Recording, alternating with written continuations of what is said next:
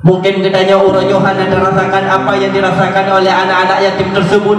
Sekolah tengah malam tak bayangkan bagaimana keadaan tenaga katanya yang di ayah kehanali adik pada hidung ketika dia adik katanya di satu raya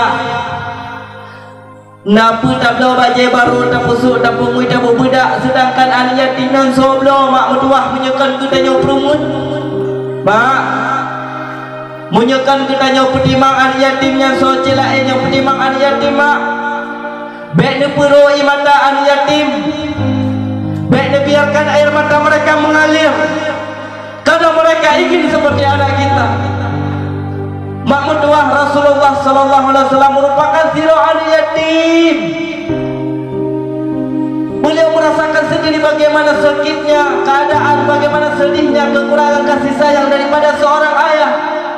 Umur Nabi 2 bulan dalam kandungan mak, umur Nabi 2 bulan dalam kandungan Abdullah ayah. Kadang doa Allah Subhanahu wa taala menjadi yatim piatu di ketika itu. Pernahkah kita merasakan bagaimana yang dirasakan oleh mereka? Ada kita yang uranya mak mertua dan dirasakan baca baru yang tabdori kita. Ada kita yang uranya mendapatkan kecupan daripada kasih sayangnya, pelukan kasih sayang seorang orang tua terhadap anaknya. Bagaimana keadaan mereka yang hari ini tanpa ayah, bagaimana keadaan mereka yang hari ini tanpa ibu. Apakah kita merasakannya?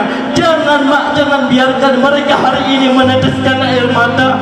Jangan biarkan mereka hari ini karena disentuh oleh manusia yang lain. Maka orangnya sungguh dalam kejadian mak ada katanya peremun anak yatim nyena di kampung katanya mak mertua mak nu sayang anak yatim